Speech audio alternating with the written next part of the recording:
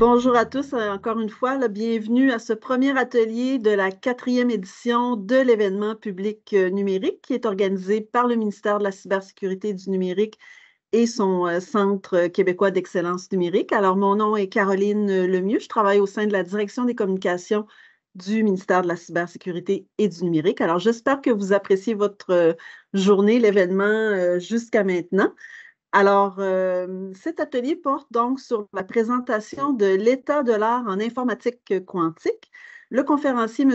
Ghislain Lefebvre, est responsable au développement des partenariats et responsable de l'Algolab quantique à l'Institut quantique de l'Université de Sherbrooke. Alors, il vous fera découvrir pourquoi l'informatique quantique suscite un intérêt mondial croissant et explorer aussi les secteurs les plus prometteurs qui seront transformés par cette révolution technologique.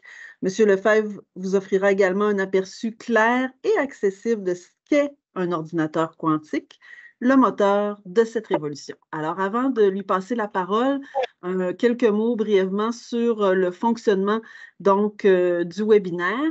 Alors, d'abord, je vous invite à mettre votre mode d'affichage dans le format intervenant, comme ça vous permet d'avoir une meilleure expérience. L'atelier est d'une durée de 45 minutes au total, donc incluant la période de questions à la fin. Alors, si vous le désirez, tout au long de l'atelier, vous pouvez indiquer vos questions dans le clavardage, mais sachez qu'à la fin, on va prioriser les mains levées là, pour commencer la période de questions. Mais donc, dépendamment du nombre de questions et du temps alloué, là, on pourra passer aussi à celle dans le clavardage. Et comme toute bonne présentation à la fin, on vous invite à répondre à un sondage satisfaction pour nous aider à nous améliorer. Alors, sans plus tarder, je cède la parole à M. Lefebvre. Merci. Alors, bonjour tout le monde, très heureux d'être avec vous aujourd'hui pour vous parler d'informatique quantique. Inquiétez-vous pas, ça ne sera pas très technique, donc accessible pour tout le monde. Vous devriez quand même avoir une bonne idée d'où on en est, où on en est rendu aujourd'hui, donc d'un point de vue recherche, et où en sont les systèmes quantiques ou les ordinateurs quantiques également. Donc, laissez-moi commencer la présentation quand même avec un portrait peut-être un peu plus large, donc présenter l'Institut quantique et comment ça se situe tout ça. Bon, le quantique, est-ce que c'est nouveau? En fait, la réponse, c'est non, pas du tout. La théorie quantique a plus d'une centaine d'années aujourd'hui et vous utilisez en fait des technologies quantiques au jour le jour. Je vous présente ici un satellite qui sert potentiellement pour les GPS que vous utilisez quotidiennement. À l'intérieur des satellites, il y a des horloges atomiques qui sont basées sur des phénomènes quantiques. Donc, déjà là, une première application. À l'hôpital, l'IRM, en fait, est doublement quantique. En fait, il y a les supraconducteurs qui vont être utilisés pour générer des forts champs magnétiques, mais aussi la résonance des spins, donc les spins qui sont une propriété éminemment quantique des protons, donc qui vont être utilisés. Donc, encore là, une technologie qui est tout à fait utilisée quotidiennement dans les hôpitaux. Les lasers, donc tout ce qui est communication, évidemment, par fibre optique, aussitôt que vous parlez de lecture de code à bord, donc les lasers sont partout et les lasers, en fait, sont eux aussi basés sur la nature quantique de la matière, donc pour être fabriqués, pour être générés. Finalement, on ne peut pas parler on peut pas oublier de parler des transistors. Donc, les transistors qui sont dans les ordinateurs, dans vos téléphones, dans en fait tellement d'appareils électroniques autour de nous. La compréhension des transistors, en fait, pourrait pas être complète sans la compréhension de la mécanique quantique. Donc, il y a déjà eu ce qu'on appelle une première révolution quantique, donc des technologies qui ont transformé notre société. On est maintenant rendu dans une prochaine phase de technologie quantique. La différence avec cette prochaine phase quantique, c'est qu'on ne fait plus juste comprendre la nature quantique de la matière. Maintenant, on est aussi capable de contrôler certains de ces effets, même à l'échelle microscopique et parfois, ceci dit, à l'échelle macroscopique, parce qu'on a certains systèmes qui vont agir quantiquement, mais qui sont des systèmes qu'on est capable de voir, même à l'œil nu. Donc, qu'est-ce que c'est que cette deuxième révolution quantique? En fait, on va parler de 4 branches principales. On a les ordinateurs quantiques qui vont permettre d'effectuer des calculs simplement impossibles à réaliser sur des ordinateurs classiques, où ça prendrait des dizaines de milliers, voire des millions d'années parfois, voire jamais possible sur un ordinateur classique. On parle de matériaux quantiques. Je vous en ai déjà nommé un peu plus tôt avec les supraconducteurs. Il existe toute une panoplie de matériaux dits quantiques, c'est-à-dire que c'est des matériaux où, encore une fois, on va avoir besoin de l'explication quantique des phénomènes de la nature pour être capable de les expliquer, de les comprendre, de les manipuler. On parle de communication cryptée aussi avec une sécurité inégalée, donc une sécurité absolue. On le sait aujourd'hui, les ordinateurs classiques sont encryptés de façon générale par les clés RSA. Et ces clés d'encryption-là, en fait, qui sont classiques aujourd'hui, pourraient éventuellement, en fait, être attaquées par des ordinateurs quantiques. Et il faudra, en fait, il faut déjà commencer à avoir ça en tête et à se prémunir, en fait, contre d'éventuelles attaques d'ordinateurs quantiques. Mais en fait, à l'inverse, il y a aussi des technologies quantiques qui permettent de réaliser des communications qui vont être parfaitement encryptées. Donc là, ça, c'est le côté, je veux dire, positif de la quantique. Donc, on est capable d'utiliser ces technologies-là pour sécuriser nos communications. Finalement, les capteurs quantiques, donc les états quantiques sont tellement fragiles qu'on peut les utiliser pour en faire des capteurs avec une sensibilité inégalée, c'est-à-dire que nos systèmes quantiques vont être capables de détecter d'infimes variations de leur environnement, que ce soit des champs magnétiques, des champs électriques, champs gravitationnels également, par exemple. Donc, ces 4 grandes branches des technologies quantiques, en fait, vont nous permettre dès aujourd'hui, mais dans les prochaines années, d'avoir des nouvelles technologies qui vont arriver tranquillement dans nos vies. Certaines sont plus matures que d'autres dans ce que vous avez à l'écran. Donc, si on parle de capteurs quantiques, c'est actuellement en train d'être commercialisé. Donc, on est en phase souvent de pré-commercialisation, mais on est quand même en train de mettre ces technologies-là sur le marché. Communication quantique, il y a des vrais tests qui sont faits aujourd'hui. Est-ce qu'on a réellement de la communication quantique à grande échelle aujourd'hui? Non, pas encore, mais on est quand même tranquillement en train d'y aller. Matériaux quantiques, ça fait déjà partie de nos vies et ça va continuer. L'ordinateur quantique est peut-être celui qui est le plus loin dans le temps. Dans combien de temps? Très bonne question. Aujourd'hui, on a des prototypes qu'on est capable d'utiliser, mais des prototypes qui sont très bruités. Donc, les calculs qu'on envoie nous reviennent avec énormément d'erreurs. Donc, tant qu'on n'est pas capable de corriger ces erreurs-là, on ne sera pas capable d'aller chercher ce que je vous disais tout à l'heure, des promesses de calcul incroyables. Ceci dit, pour certains types de calculs. Alors, ce n'est pas tous les types de calculs qui vont être révolutionnés par l'ordinateur quantique, mais certains types de calculs, on y revient un peu plus tard dans la présentation. Donc, avant d'aller plus en détail sur l'informatique quantique, laissez-moi quand même vous parler un peu de l'environnement au Québec. Donc, l'Institut quantique situé à l'Université de Sherbrooke, on a un beau pavillon tout neuf, en fait, qui a 2 ans maintenant. Et c'est un pavillon qui est vraiment un lieu de rencontre. Lieu de rencontre parce qu'à l'intérieur de l'Institut quantique, on a donc 250 étudiantes et étudiants qui viennent d'un peu partout à l'université, en fait, qui viennent de 39 groupes de recherche. Donc, à peu près la moitié viennent de physique, l'autre moitié vient de mathématiques, chimie, informatique. On a des gens même en politique appliquée pour le développement éthique des technologies quantiques. On a des gens du côté de l'école de gestion également pour tout ce qui est entrepreneuriat. Donc, vous voyez, et puis on a des gens en génie également. Donc, toutes ces personnes-là viennent à l'Institut quantique pour regarder les sciences quantiques avec des bagages différents, avec des backgrounds différents, et c'est le propre d'un institut de recherche d'avoir ces rencontres-là, ces collaborations-là, donc entre départements, entre groupes de recherche. Vous avez donc un peu l'aperçu de l'Institut quantique, encore là, qui a eu un très grand apport avec la subvention Apogée il y a 8 ans, en fait, ce qui a permis de mettre en place l'Institut quantique. Mais il faut dire que les racines de recherche en matériaux quantiques à l'Université de Sherbrooke sont beaucoup plus grandes que ça. En fait, ça fait au-delà de 45 ans aujourd'hui qu'il y a de la recherche en matériaux quantiques. L'informatique quantique, le côté hardware, c'est mis en place il y a un peu plus d'une quinzaine d'années maintenant. Les capteurs quantiques sont arrivés également et depuis 4 ans, on a l'informatique quantique software qui s'est grandement ajouté aussi. Il y en avait un tout petit peu avant, mais là, tranquillement, c'est en train de prendre sa place avec l'Algolab. Encore là, je vous en parle dans un instant plus en détail. Vous avez probablement entendu parler de la zone d'innovation en quantique de Sherbrooke. Alors, vous avez devant vous l'écosystème. Je n'irai pas en détail dans tout ça, mais essentiellement, ce qu'on peut dire, c'est qu'on a la recherche fondamentale qui se fait du côté donc, de l'Institut quantique, le 3IT, le CE2MI à Bromont, vers donc, une commercialisation des objets quantiques ou des dispositifs quantiques. Ensuite de ça, on a des entreprises établies, donc OneQubit qui vient de Vancouver, Pascal qui est une entreprise française maintenant établie à Sherbrooke qui va fabriquer ses ordinateurs quantiques pour l'Amérique du Nord à partir de Sherbrooke. IBM, donc vous avez probablement entendu parler, gouvernement du Québec qui a acheté un IBM Quantum System One qui est maintenant installé à Bromont. Fait intéressant par rapport à cet ordinateur-là, c'est le 4e ordinateur quantique d'IBM en dehors du sol américain.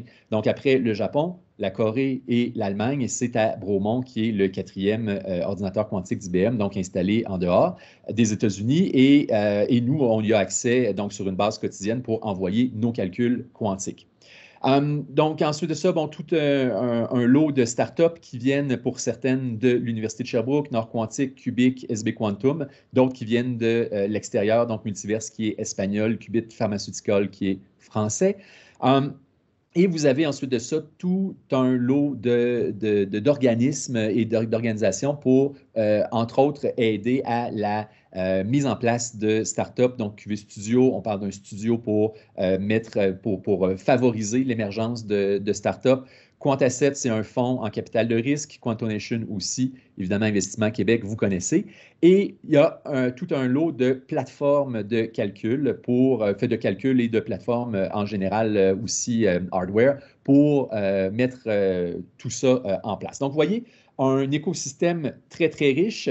Aujourd'hui, je veux vous parler plus spécifiquement de l'Algolab quantique. Donc, Algolab quantique, de mon côté, donc j'ai été présenté au début, mais si j'y vais avec un peu plus de détails sur mon rôle à l'Institut quantique, j'ai été embauché il y a 4 ans pour mettre en place, les partenariats, oui, mais aussi ce qu'on appelle maintenant l'Algolab quantique, qui était le premier hub de programmation quantique lié au IBM Quantum Network. Donc, on voulait mettre en place ce centre de recherche-là où on allait avoir des partenariats avec l'industrie, avoir aussi beaucoup de recherche à l'interne, à l'Université de Sherbrooke, avec d'autres universités également, et avoir donc cette capacité de comprendre l'informatique quantique du côté software, donc l'utilisation des ordinateurs quantiques. Et le projet, en fait, a pris énormément d'expansion. On a commencé il y a 4 ans avec 2 programmeurs en informatique quantique. On est rendu maintenant avec 8 programmeurs et programmeuses en informatique quantique dans l'équipe. Et également, en parallèle, il y a toute une branche, en fait, de vulgarisation qui s'est mise en place. C'est le projet qu'on appelle Curieux Quantique, avec maintenant 4 personnes dans cette équipe-là. Donc, pour la portion vulgarisation et éducation également. Donc, on a tout un paquet d'ateliers et de cours qui sont soit déjà mis en place ou en train de se mettre en place. Au bout de 2 ans et demi, 3 ans, le projet donc a connu la fin de sa première phase et il y a eu l'achat du IBM Quantum System One à Bromont. La capacité de calcul, la gestion de cette capacité de calcul-là a été transférée vers un OBNL qui s'appelle PINC. Et à l'université, nous, on a continué de développer nos projets de recherche, encore une fois, internes et externes. L'Algolab est évidemment basé sur son pilier fondamental qui est la recherche, mais il y a 3 piliers de développement vraiment. Donc, la recherche, on l'a fait à l'université avec une douzaine de groupes actuellement, des gens qui sont en chimie, en biologie, en géomatique, en maths, en info, en physique, en finance. Ces groupes de recherche-là sont intéressés à utiliser l'ordinateur quantique comme outil de recherche et voir comment est-ce que ça pourrait être utile dans leur recherche que d'ajouter cet outil-là. Ce qu'il faut savoir, c'est que l'informatique quantique, c'est une approche complètement différente de l'informatique. Alors, je dis toujours, il faut reprogrammer les programmeurs, reprogrammer les programmeuses, parce que les paradigmes de programmation classiques, même si on va du côté de l'intelligence artificielle ou qu'on va du côté de l'utilisation des CPU, des GPU, c'est une approche donc qui est particulière, qui est propre à l'informatique classique. Et quand on parle d'informatique quantique, il faut vraiment changer les paradigmes de programmation. Ces paradigmes-là vont être basés sur la mécanique quantique. Et c'est ce qui en fait la difficulté et ce qui en fait l'importance de bâtir une communauté de pratique. Donc, deuxième pilier de l'AlgoLab, développer cette communauté de pratique-là pour être capable d'avoir une masse critique de gens capables d'utiliser l'informatique quantique dans leur quotidien, dans leur recherche, et être capable d'échanger entre eux, entre elles, pour s'assurer d'avoir un maximum d'impact au niveau du développement des compétences, entre autres, évidemment, à Sherbrooke, mais plus largement, définitivement, au Québec et au Canada. L'autre pilier, bien évidemment, la formation. Pour être capable d'avoir des gens capables de manipuler l'informatique quantique, il faut évidemment avoir donc le bon bagage et on a monté toute une série d'ateliers. Je vous en reparle également un peu plus tard à la fin de la présentation. Notre équipe, voilà. Si vous comptez, vous ne vous rendrez pas jusqu'à 8. On a depuis cette photo-là qui date en fait de cet automne, 2 personnes qui se sont jointes à l'équipe également. Mais bon, ça vous donne l'idée à l'intérieur des bâtiments, là, fait, du bâtiment de l'Institut quantique. Maintenant, à quoi ça va servir l'ordinateur quantique? L'ordinateur quantique ne va pas remplacer vos ordinateurs classiques pour ce que votre ordinateur actuel fait de bien. Ce que le classique fait bien aujourd'hui va continuer de bien le faire demain, dans 10 ans, dans 20 ans. L'ordinateur quantique, il faut plutôt le voir comme un outil qui va venir bonifier certains types de calculs. Et pour ces types de calculs-là, là, il y aura une croissance exponentielle des capacités de calcul. Ça ne sera pas pour tous les types de calculs, on le sait déjà. Et on a 3 grands types de domaines où on pense qu'il y aura des avancées dues à l'informatique quantique. Le premier, c'est probablement la modélisation de matériaux. Pourquoi je dis le premier? En fait, probablement que c'est celui qui est à plus court terme, au sens où modélisation de matériaux ou de molécules, on peut parler de pharmaceutique ici, on peut parler aussi de physique des hautes énergies. C'est des environnements qui sont quantiques par nature et donc transformer ces problèmes-là vers l'ordinateur quantique, en fait, il y a une familiarité dans la nature même des systèmes, ce qui fait en sorte que l'ordinateur quantique va être est déjà aujourd'hui, mais de plus en plus va être adapté à modéliser ces problèmes-là. Donc, c'est là où il y a peut-être les promesses à plus court terme. Qu'est-ce que c'est plus court terme? Encore là, aujourd'hui, très difficile à dire. Peut-être 5 ans, probablement en haut de 10. Puis je vous dirais que depuis 4 ans, j'ai toujours tendance à dire en haut de 10 ans, donc ça reste vrai encore aujourd'hui. Pour combien de temps je dirais en haut de 10 ans, je ne le sais pas. Mais aujourd'hui, encore une fois, le hardware n'est pas tout à fait au rendez-vous. Donc, être capable d'appliquer des algorithmes utiles, on a des premiers résultats intéressants, mais on n'est pas encore dans l'utilité. Ensuite, de ça, du côté apprentissage automatique quantique, donc un lien avec l'intelligence artificielle ici, on peut penser donc à l'ordinateur quantique qui vient faire des bouts de calcul dans un modèle d'apprentissage et à ce moment-là, de bénéficier pour certaines portions du calcul de la puissance de l'ordinateur quantique, c'est l'idée. Et en optimisation, même chose, l'idée c'est de voir, il y a pour certains types de problèmes un très grand potentiel à l'ordinateur quantique. Et là, je vous ai dit qu'il y avait 3 grands domaines où l'ordinateur quantique avait des possibilités à plus court terme, mais vous voyez un 4e domaine qui est affiché à l'écran, l'Internet quantique. Dans ce cas-ci, ce qu'il faut voir, c'est que l'ordinateur quantique, c'est la menace, ce n'est pas la réponse. J'en ai glissé un mot en démarrage de présentation. L'ordinateur quantique va menacer l'encryption classique actuelle. Il faut donc se prémunir de ça.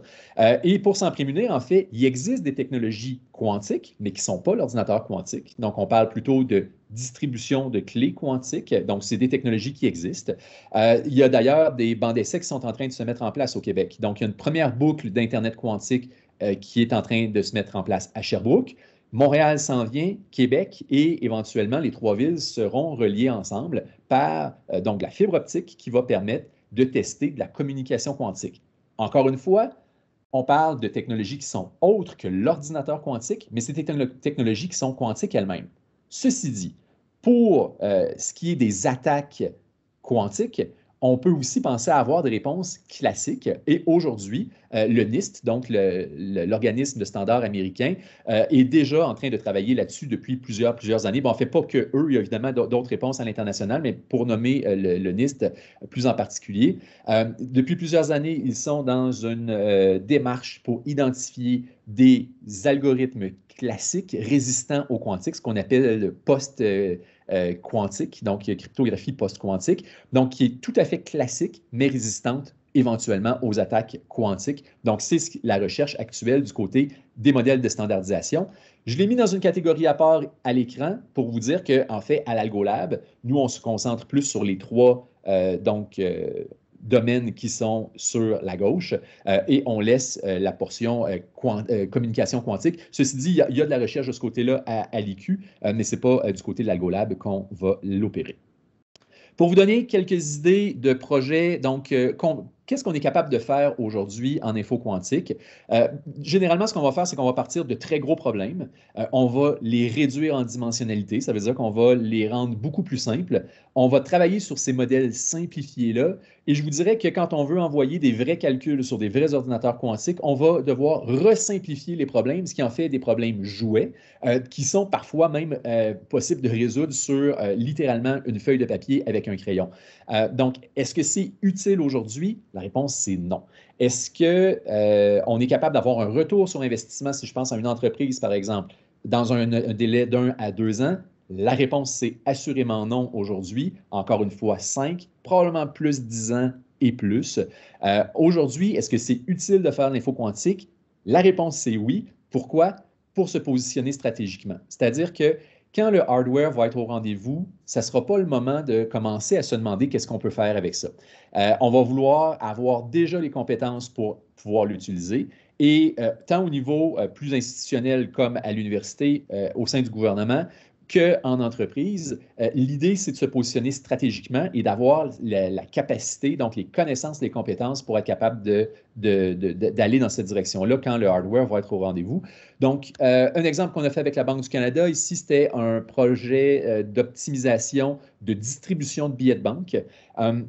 Donc, c'était un double problème, en fait, qui est le problème du commis voyageur, où on essaie d'avoir plusieurs villes et on trouve la route optimale à l'intérieur de ça, et le knapsack problem, que je ne connais pas en français, qui est notre camion a un certain volume. On ne peut pas empiler plus que X nombre de billets de banque à l'intérieur de notre camion. Donc, il faut optimiser la route, oui, par rapport au trajet entre les villes, mais également en s'assurant qu'il n'y a pas plus de billets de banque que ce que le camion est capable d'encaisser en termes de volume. Donc, encore une fois, beaucoup d'apprentissage qui s'est fait de ce côté-là, projet d'optimisation. Est-ce que c'était utile pour la Banque du Canada au final en termes d'utilisation des algorithmes produits? Non. En apprentissage, oui, tout à fait. Autre projet qu'on a fait avec Statistique Canada, on a testé plusieurs approches en apprentissage automatique quantique pour de la classification de texte. Le prétexte dans ce cas-ci, c'était des codes à barres qu'on a voulu donc classer donc dans différentes catégories. On a utilisé quelques approches pour tester. Ensuite de ça, avec Thales, en fait, ça ici, classification de données temporelles, c'était une approche de réservoir computing. C'est donc encore là de l'apprentissage automatique quantique. On a testé différentes approches donc d'attaque par canal auxiliaire. Et c'était donc un tout petit projet de 6 mois qui nous a permis de faire le pont vers un plus gros projet de 3 ans. On est actuellement là, presque à la moitié de ce plus gros projet de 3 ans-là. Je n'ai pas de diapo à proprement parler sur le deuxième projet. Je peux vous dire que c'est en détection d'anomalies dans des signaux de communication. Donc, ça, c'est ce qu'on est en train de travailler avec Thales, en collaboration avec, donc oui, l'Université de Sherbrooke, mais Polytechnique également. Donc, il y a des employés chez Thales, une entreprise de Montréal, une start-up qui s'appelle Zetan. Et on a en permanence 5 étudiantes et étudiants là, qui travaillent sur le projet là, dans les 2 universités. En finance quantique, celui-là, c'était un projet interne, mais quand même, ça va vous donner une idée ici de ce qu'on fait donc côté finance. Un des enjeux des ordinateurs quantiques, c'est qu'il faut prendre des données classiques et les envoyer dans l'ordinateur quantique. Il faut faire ça de façon efficace, parce que si on n'est pas efficace, on va perdre tout avantage quantique qui pourrait découler de notre calcul par la suite. Donc, le projet que vous avez devant les yeux, c'était exactement ça. Donc, on prépare nos états quantiques et on le fait d'une façon efficace. Donc, ce projet-là a permis par la suite de commencer à travailler sur les algorithmes une fois la préparation d'état fait. Donc, on travaille sur les algorithmes qui vont nous amener vers un résultat. Et là, on est au milieu de cette suite-là comme projet. Donc, à chaque fois qu'on part un projet en info quantique, il y a 3 éléments qu'il faut avoir en tête. Donc, une initiative stratégique sans retour sur investissement à court terme. Encore là, le hardware n'est pas encore au rendez-vous. On attend qu'il arrive pour être capable d'avoir des résultats qui vont avoir une valeur. Ensuite de ça, du côté software, donc qui est le deuxième élément ici, il y a encore beaucoup d'algorithmes à développer, il y a encore beaucoup de primitives à développer pour être capable d'avoir donc plus d'outils à utiliser pour pouvoir avoir des algorithmes qui vont donner un avantage quantique. Donc, énormément de travail à faire de ce côté-là. Et la programmation quantique, c'est complexe, donc ça prend un développement de compétences pour être capable d'aller là. Nous, de la façon qu'on travaille nos projets collaboratifs, c'est avec des gens dans les entreprises qui vont aussi développer, en fait, dans les entreprises ou dans les ministères. On travaille entre autres avec, par exemple, Ressources naturelles Canada aujourd'hui. Donc, je ne vous en ai pas parlé parce que c'est un projet qui est très actuel. Donc, on travaille avec des gens chez nos partenaires qui vont également développer leurs compétences en même temps que nous, on développe les nôtres de notre côté. Je vais quitter la portion recherche pour vous parler un tout petit peu donc, je vous parlais de formation tout à l'heure. On a toute une offre de formation. Vous avez ici 6 ateliers qui sont présentés. Si vous êtes intéressé, vous pouvez aller sur le site web de l'Algolab Quantique ou sur la page de l'Algolab Quantique à l'intérieur du site web de l'Institut Quantique et vous allez avoir toute la liste de nos formations qu'on donne. Donc, on est allé en entreprise, vous envoyez quelques-unes au bas de l'écran et on a évidemment donné ces formations-là à d'autres endroits aussi, entre autres pour les plus introductifs dans les cégeps, aussi au niveau universitaire. L'expertise, en fait, se développe à long terme, moyen terme et court terme. Encore là, je vais passer rapidement, mais je vous ai mentionné le projet Curieux Quantique en vulgarisation. Donc, on va dans les écoles secondaires au cégep également. On a rencontré plus de 1000 jeunes du collégial là, dans les 4 dernières années avec notre atelier d'introduction à l'info quantique, atelier de 3 heures. À moyen terme, il y a un nouveau baccalauréat en sciences de l'informatique quantique à l'Université de Sherbrooke et évidemment, il y a des parcours aux études graduées.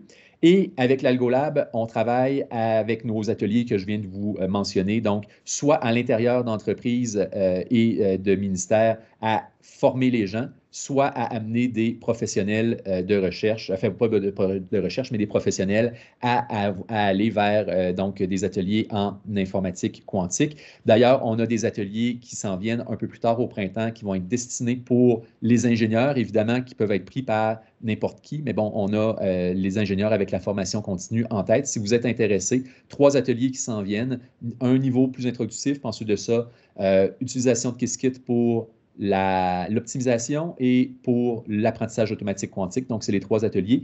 Qiskit étant l'interface d'utilisateur qui a été développée par IBM, mais qui est utilisée par d'autres entreprises en informatique quantique également. On a eu un hackathon cet automne, 63 personnes de 9 entreprises, il y avait 15 équipes, donc ça vous donne un peu l'esprit de ce qui s'est passé de ce côté-là. Je vous ai parlé de la communauté, donc on a toute une série de projets pour s'assurer d'avoir cette communauté-là qui foisonne. On a un tech meeting externe une fois par mois au Québec, qu'on travaille donc avec des gens de la communauté donc québécoise.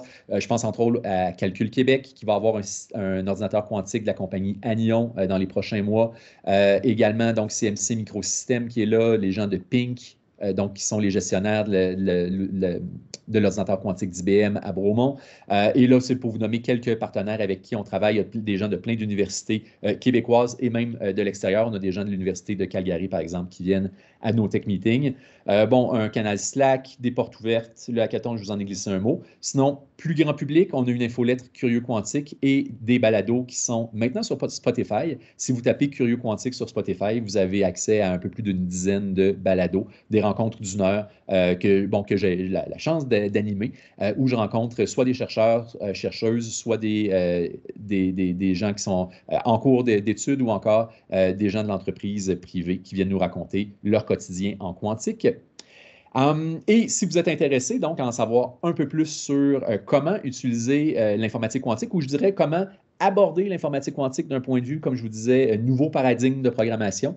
On a sorti une série de vidéos animées entre 7 et 10 minutes chacun, qui, au final, va être 12 vidéos. Vous en avez 10 devant les yeux, donc c'est les 10 qui sont disponibles actuellement sur la chaîne YouTube de l'Institut quantique. Et si vous allez sur la page enigmequantique.com, donc c'est le code QR qui est ici, vous avez accès non seulement aux vidéos, mais aussi à des modules d'apprentissage qu'on a développés en partenariat avec IBM SkillsBuild. Et les énigmes ont été faits récipiendaires d'un prix, un Canadian Applied Arts Award pour la qualité de l'illustration. Et ça, c'est grâce au studio Nord-Est de Québec qui a travaillé sur tout ce qui est dessin et animation des énigmes. Là-dessus, c'est la fin de ma présentation. Je sais que ça a été un peu rapide, particulièrement dans la deuxième moitié, quand je regardais l'heure avancée.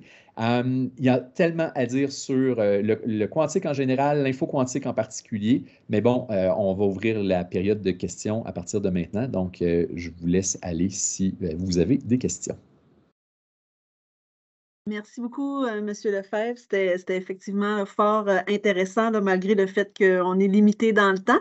Moi, en tout cas, ce que je retiens personnellement, c'est que pour travailler en quantique, il faut être une personne assez patiente parce qu'il y a avoir une vision long terme, hein, parce que les résultats court terme ne sont pas nécessairement toujours là. Alors, chapeau à tout le monde.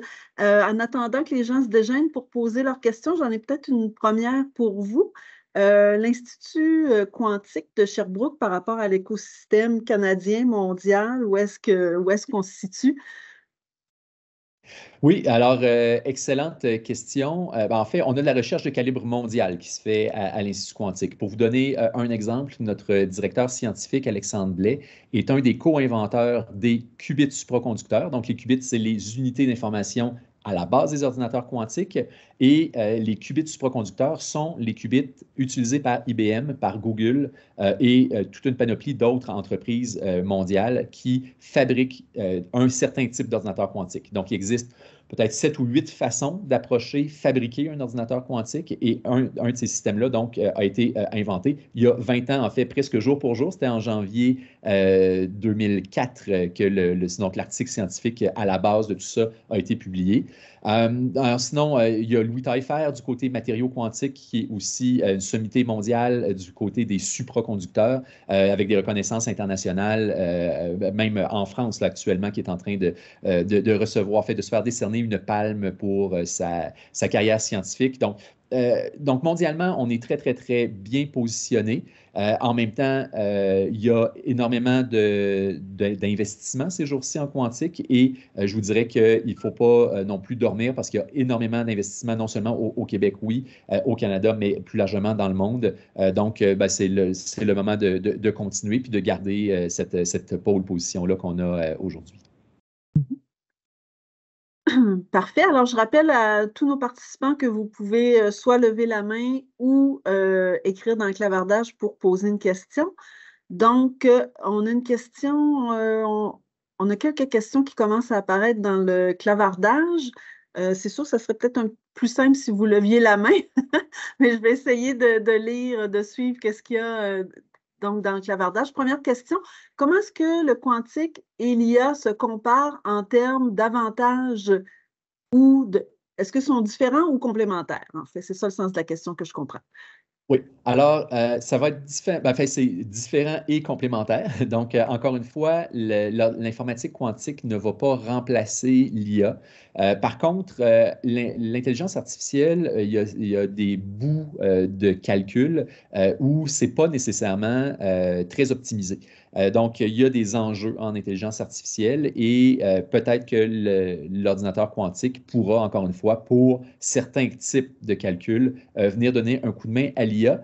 Par contre, on peut même le voir aussi dans l'autre sens, c'est-à-dire que l'info quantique pourra alimenter l'IA, mais à l'inverse, l'intelligence artificielle pourra probablement aussi aider l'informatique quantique en termes de développement. Donc, il y a vraiment ce jeu-là de va-et-vient entre les deux types d'approches qui est définitivement en train de se mettre en place avec beaucoup d'intérêt, oui, à l'Institut quantique, mais plus largement, il y avait encore cet hiver le MILA à Montréal qui a organisé une journée quantique et intelligence artificielle. Donc, il y a beaucoup, beaucoup d'intérêt de la part des deux communautés de se rencontrer et de voir comment on peut utiliser les outils de part et d'autre pour être capable de développer, dans le fond, une meilleure compréhension d'une optimisation des deux, un avec l'autre. Il y a quelqu'un qui demande, est-ce que Microsoft est un joueur, dans le fond, où il se situe par rapport à la recherche quantique? Excellente question. Microsoft actuellement est un fournisseur de services, c'est-à-dire qu'avec leur plateforme Azure, ils vont mettre à la disposition de la communauté là, mondiale des ordinateurs quantiques d'autres entreprises. Ceci dit, donc là, c'est Microsoft du côté software. Microsoft est également impliqué dans la recherche pour le hardware. Ce qui est particulier avec Microsoft aujourd'hui, c'est que leur technologie qu'ils veulent utiliser, c'est ce qu'on appelle des qubits topologiques. Ces qubits-là existent sur papier, théoriquement, mais n'existent absolument pas dans le monde physique actuel. Alors, ils travaillent donc sur une technologie qui est possible. Si ça fonctionnait, ça serait extraordinaire parce que ça générerait moins d'erreurs, donc il y aurait moins de corrections d'erreurs à appliquer. Mais aujourd'hui, ça reste encore complètement théorique. Donc, c'est une approche qui est complètement, en fait, différente d'autres parce qu'ils n'ont aucun hardware à proposer. Prochaine question, est-ce que vous pensez que l'informatique quantique aura des impacts sur l'éducation, un peu comme on commence à le voir avec l'IA générative? Eh là là, ça, c'est une grande question au sens où l'éducation et je dirais tous les autres secteurs, c'est difficile de voir aujourd'hui exactement quels secteurs vont connaître le plus d'impact, juste parce qu'on ne sait pas exactement quels sont les algorithmes qui vont fonctionner. Ceci dit, je vais prendre la question peut-être d'une façon un peu plus large. On est aujourd'hui au moment où il faut commencer à se poser des questions sur le développement éthique des technologies quantiques. Donc, on le sait, l'intelligence artificielle, oui, les questions se posent aujourd'hui, mais peut-être un peu sur le tard comparé à ce qu'il aurait peut-être fallu faire. Pour vous donner un exemple, on a un projet avec la professeure Isabelle Lacroix de l'École de politique appliquée à l'Université de Sherbrooke, projet de développement éthique des technologies quantiques. Donc, c'est un projet qui se fait en partenariat avec une chercheuse chez IBM Zurich et il va y avoir donc une personne au doctorat qui va regarder comment on peut aborder cette question-là à l'intérieur de l'université, comment on peut aborder cette question-là en entreprise, donc du côté de chez IBM. Il y a également un comité local et international, fait un deuxième comité international donc pour discuter de ces questions-là. Et l'idée, au bout du projet de recherche de 3 ans, ça va être de voir comment on peut prendre les résultats pour influencer la mise en place de politiques publiques qui vont être pertinentes pour, encore là, le développement éthique des technologies quantiques. Merci. Prochaine question. À l'échelle humaine, pardon, est-ce qu'on peut dire que l'informatique quantique est à l'époque de l'ENIAC 1 en comparaison avec l'informatique traditionnelle et à quelle vitesse pourrait-elle évoluer? Et là, donc oui, on est probablement dans le 1950 ou 1960-70 de l'ordinateur classique actuel, c'est-à-dire qu'on travaille encore au niveau des portes logiques, donc comme ça se faisait dans les années 70, donc on travaille sur les portes logiques quantiques qu'on applique ou qu'on développe dans nos algorithmes. Donc ça, c'est le niveau actuel. Maintenant, dans la recherche d'aujourd'hui, il y a deux approches qui sont complémentaires. Il y en a une qui est de dire, ben on va utiliser le hardware actuel puis voir ce qu'on est capable d'en tirer. Puis il y a une autre approche qui est, bien, on sait comment ça va fonctionner, quand ça va fonctionner. Et là, on y va d'un point de vue strictement théorique, peut-être dans certains cas sur les simulateurs, mais on travaille strictement d'une façon théorique en se disant, bien, on y va pour le but plus lointain, mais qui va peut-être avoir plus d'impact. Je dis toujours, c'est un peu comme si on était en 1950, on a accès à une calculatrice, on sait que les iPads vont exister un jour. Est-ce qu'on décide d'optimiser notre utilisation de la calculatrice ou on décide de déjà commencer à designer des applications sur le iPad qu'on sait qu'il va fonctionner, on sait comment il va fonctionner, mais il n'existe juste pas aujourd'hui. Les deux approches existent et en fait, c'est toujours une question. Je vous dirais qu'avec les entreprises, on y va souvent dans le plus court terme sur l'applicatif, la version calculatrice. Puis souvent, bien, les gens en recherche plus fondamentale vont être intéressés dans les universités à se poser des questions sur le plus long terme. Mais là, encore là, bien, ça le dit, c'est encore plus loin à l'horizon. Maintenant, existe-t-il des simulateurs sur ordinateur classique qui permettent de s'initier à la programmation quantique? Et si oui, est-ce qu'ils sont en accès libre? Oui, absolument, il y a moyen de commencer de ce côté-là. Donc, bon, la première étape, comme je vous disais, les énigmes quantiques, je vous dirais, ça peut être un bon moyen de commencer à voir un peu pour les portes logiques quantiques. Ensuite de ça, il y a quelques exercices là, qui sont sur la page énigmequantique.com. Donc, ça serait une première place. Sinon, un classique, je vous dirais, c'est le Qiskit Textbook. Encore là, Qiskit, c'est l'API, donc qui est l'interface utilisateur qui a été développée par IBM, mais qui est utilisée aussi par d'autres entreprises. Qiskit Textbook, ça va être une bonne place pour commencer à comprendre justement là, les méandres de comment la mécanique quantique est utilisée en informatique quantique. Et ensuite de ça, IBM met encore aujourd'hui à la disposition du grand public, donc d'une façon gratuite, ces simulateurs et un accès à certains ordinateurs quantiques, mais avec des temps de calcul très, très, très réduits. Donc oui, vous pouvez lancer un ou deux calculs par mois, mais disons que le temps de calcul auquel vous avez accès est très, très, très limité. Je vous dirais que si vous avez besoin de plus longtemps de calcul, ben, soit on s'en parle directement donc avec nous qui avons accès, entre autres, aux ordinateurs quantiques d'IBM, mais maintenant aussi à ceux de Pascal. Je vous parlais de la compagnie française, Pascal. Sinon, si vous avez besoin de plus d'accès que ça, bien, évidemment, Ping est là pour vous aider là, de ce côté-là. Alors, on aurait le temps peut-être pour une dernière question. Est-ce qu'il y a des standards émergents pour fédérer, orienter et accélérer la recherche? Très bonne question. Alors, aujourd'hui, je vous parlais de NIST qui est évidemment en train de se poser ces questions-là. Du côté d'Investissement Québec International, il y a aussi un comité de travail qui est en train de se mettre en place au Québec pour influencer les standards mondiaux par rapport à tout ça. Aujourd'hui, les standards qui sont proposés le sont par les entreprises. Donc, IBM a proposé des standards, d'autres entreprises ont proposé des standards également. Il n'y a pas encore de standards réellement qui émergent, simplement parce que les technologies utilisées par différentes entreprises, encore une fois, il y en a 6 ou 7 des approches différentes. Les standards comparent très, très mal une technologie par rapport à une autre. Donc, c'est très difficile aujourd'hui d'être capable d'avoir quelque chose qui nous dit, ah ben ça, c'est un bon système.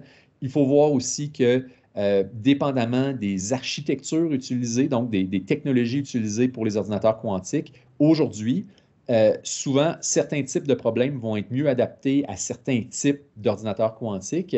Un jour, quand il y aura de l'ordinateur quantique tolérant aux fautes, donc avec la correction d'erreurs, tout ce que je suis en train de dire tombera, c'est-à-dire qu'on sera capable d'être en ordinateur quantique universel, donc avec les portes logiques quantiques, peu importe la technologie derrière. Mais là, aujourd'hui, on est encore loin de ça. Donc oui, d'un ordinateur quantique à l'autre, il y a vraiment une très grande variation sur ce qu'on est capable de rouler, donc très difficile à comparer. Merci beaucoup, Monsieur Lefebvre. Alors malheureusement, là, c'est tout le temps qu'on avait pour les questions.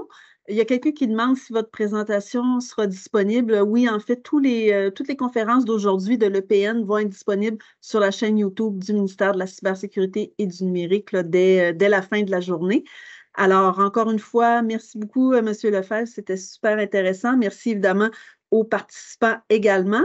La journée EPN se poursuit là, dès 13 heures et en terminant, je me permets de vous rappeler de ne pas oublier de remplir le sondage qui vous sera partagé. Ça nous incite à nous améliorer pour les prochaines fois. Alors, merci beaucoup tout le monde. Bonne suite de journée.